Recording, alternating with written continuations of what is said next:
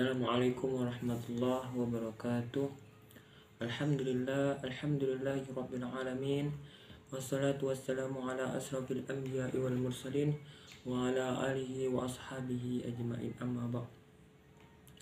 Puji syukur kita atas kehadirat Allah Subhanahu wa taala yang telah memberikan kita nikmat kesehatan, nikmat iman, sehingga kita dapat melaksanakan ujian secara online, ujian UAS ini yang insyaallah diberkahi Allah Subhanahu wa taala.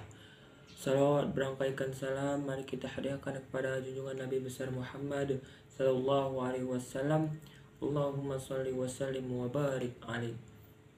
Semoga yang berselawat kepada beliau mendapatkan syafaatnya di yaumil akhir kelak, amin ya rabbal alamin. Perkenalkan, nama saya Muhammad Fauzan Al-Ansori dari kelas manajemen dakwah D semester 1 yang ingin mempresentasikan atau ingin merusumi membuat video tentang Pancasila. Pada dasarnya, negara telah memberikan perlindungan terhadap hak anak untuk memperoleh status kewarganegaraan dengan diberlakukannya Undang-Undang Kewarganegaraan yang lama maupun yang baru. Meskipun status kewarganegaraan anak dari perkawinan campuran dalam Undang-Undang Kewarganegaraan lama hanya memberikan kesempatan kepada garis ayah untuk menurunkan status kewarganegaraannya, khususnya ketika anak tersebut belum berusia 18 tahun atau belum kawin. Pada dasarnya negara telah memberikan hak memiliki status kewarganegaraan untuk semua anak yang terakhir dari kedua orang tua warga negara Indonesia atau kedua orang tuanya memiliki perbedaan kewarganegaraan. Yang kedua adalah dengan dibentuknya koalisi partai politik dalam pemerintahan berimplikasi pada tidak bekerjanya mekanisme check and balance secara maksimal antara lembaga Dewan Perwakilan Daerah atau Perwakilan Rakyat atau Legislatif dengan lembaga pemerintahan eksekutif. Hal ini ditandai dengan tidak dapat dilaksanakannya hak konstitusional Dewan Perwakilan Rakyat.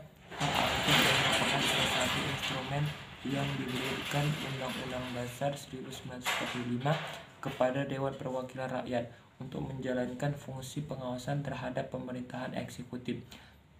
Tidak dapat dijalankan secara maksimal karena adanya kekuatan mayoritas koalisi di lembaga tersebut, selain mengancam tidak bekerjanya check and balance antara lembaga Dewan Perwakilan Rakyat atau Legislatif dan lembaga pemerintah. Tiga adalah demokrasi. Demokrasi adalah gagasan atau pandangan hidup yang mengutamakan persamaan hak dan kewajiban serta perlakuan yang sama bagi semua warga negara. Prinsip demokrasi dibedakan menjadi dua, yaitu prinsip demokrasi sebagai sistem politik dan prinsip non-demokrasi atau kediktatoran.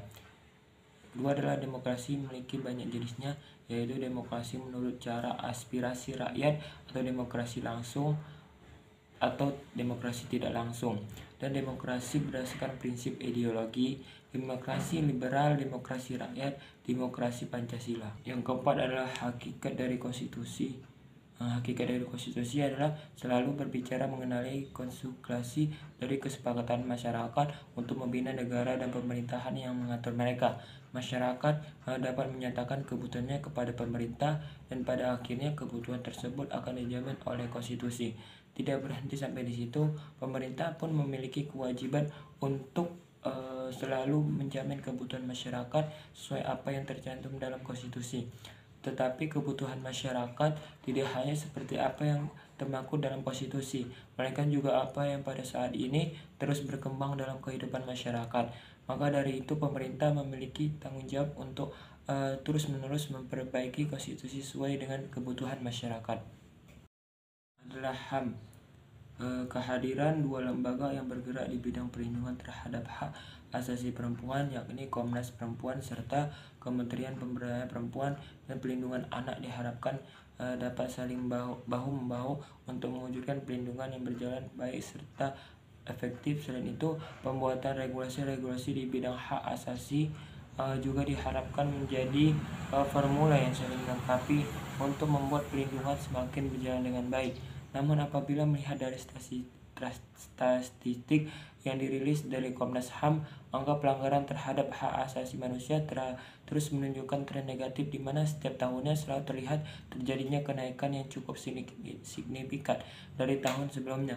Jumlah peningkatan yang selalu signifikan setiap tahunnya tentu dapat diartikan sebagai kurangnya keseriusan pemerintah dalam menjalankan fungsinya sebagai pihak yang seharusnya dapat menjamin pelindungan hak asasi manusia terhadap hak asasi manusia dapat berjalan dengan baik. Yang keenam adalah otonomi daerah. Penyelenggaraan otonomi daerah yang sehat dapat diwujudkan dengan ditentukan oleh kapasitas yang dimiliki oleh manusia pelaksananya, dan berarti otonomi daerah hanya dapat berjalan dengan sebaik-baiknya apabila manusia pelaksananya baik dalam arti mentalitas maupun kapasitasnya. Pentingnya manusia pelaksanaan karena manusia merupakan unsur dinamis dalam organisasi yang bertindak atau berfungsi sebagai subjek penggerak roda pemerintah.